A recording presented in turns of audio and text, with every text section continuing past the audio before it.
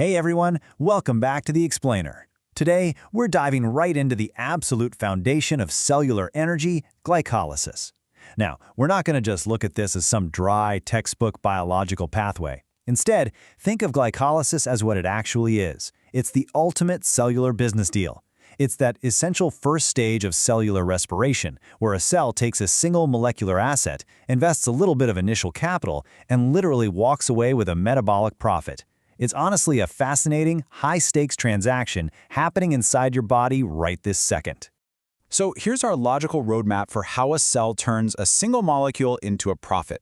We're going to cover the gateway to cellular respiration, the energy investment phase, splitting the glucose molecule, the energy payoff phase, tallying those final products, and finally, why this whole thing is fast but really inefficient. All right, let's jump into Section 1, the gateway to cellular respiration. You know, the core concept of this entire process is actually right there in the name itself. Glyco means sugar, and lysis means splitting. So we are quite literally splitting sugar. It's the fundamental process of taking one large glucose molecule and breaking it apart into two smaller, much more manageable molecules.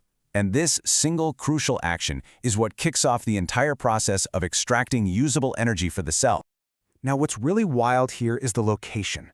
Unlike the later, way more complex stages of respiration that need specialized organelles like mitochondria, glycolysis happens right out in the open, just floating in the cytoplasm.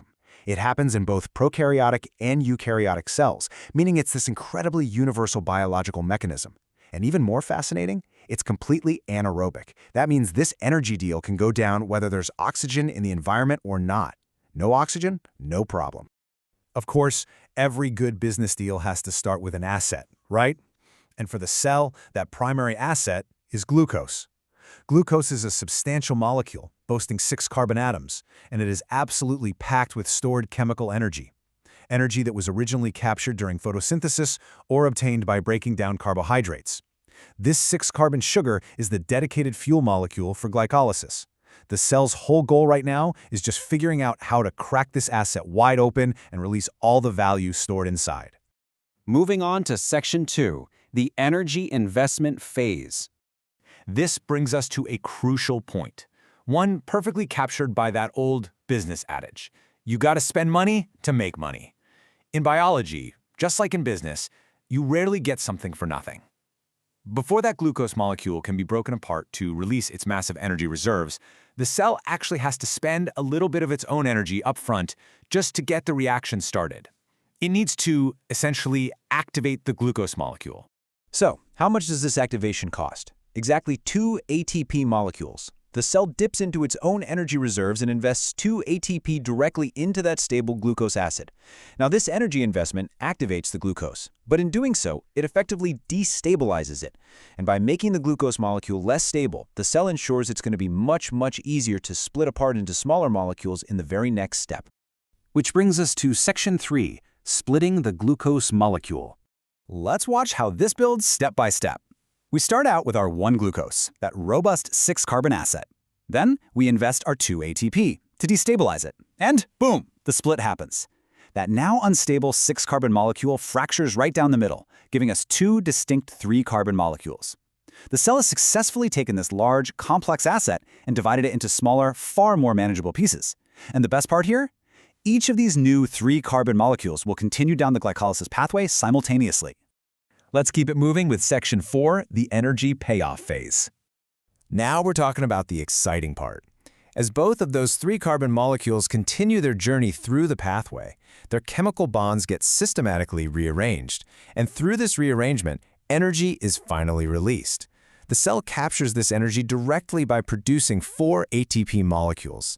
So the strategy worked. It spent energy earlier to destabilize the sugar, and now it's reaping the immediate rewards by synthesizing fresh, usable ATP. But wait, hold on a second, because not all the profit from this transaction comes in the form of immediate cash, or, ATP. Some of the energy released during that bond rearrangement actually takes the form of high-energy electrons, and these electrons are captured by a really crucial molecule called NADH. You can think of NADH as an energy shuttle, or kind of like a temporary cellular bank account. It grabs onto these high-energy electrons and stores them safely for later.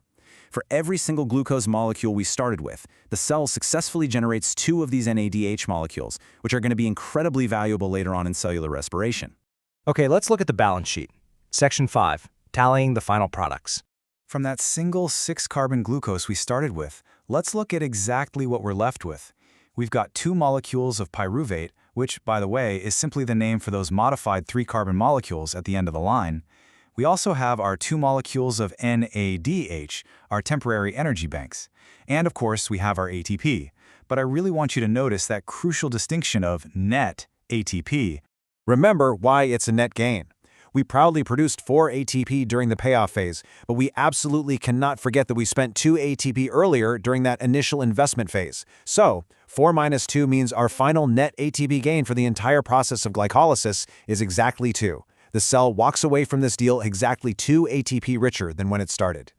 Finally, let's step back and look at Section 6, fast but inefficient. We really need to weigh the incredible strength of glycolysis against its major limitation. On the advantages side, it is incredibly fast. It can produce immediate ATP to keep a cell alive in a pinch, and remember, it requires 0 oxygen to do so. It's a brilliant rapid response emergency system. But on the limitation side, a net gain of just 2 ATP is actually a highly inefficient yield. There is still a massive amount of chemical energy locked inside those 2 leftover pyruvate molecules that glycolysis simply cannot extract on its own. It's going to require additional stages to hit maximum energy production. So, you might be wondering, why does this matter so much if it's kind of inefficient? Well, because without this vital first step, the rest of cellular respiration simply cannot happen. Glycolysis breaks the seal on the glucose molecule. It generates those essential NADH shuttles, and most importantly, it produces the pyruvate molecules that are explicitly required as the starting fuel for the next, much more powerful stages of cellular respiration. It is literally the mandatory gateway. So we've seen the transaction clear, and the initial profits have been secured. But we know the vast majority of the energy asset is still locked tight inside those leftover pyruvate and NADH molecules. Which leaves us with a totally fascinating question. Glycolysis opened the gateway, sure, but how does the cell unlock the rest of that energy? Well, that is exactly what we're going to explore in our next explainer. Until then, keep learning, stay curious, and I'll see you next time.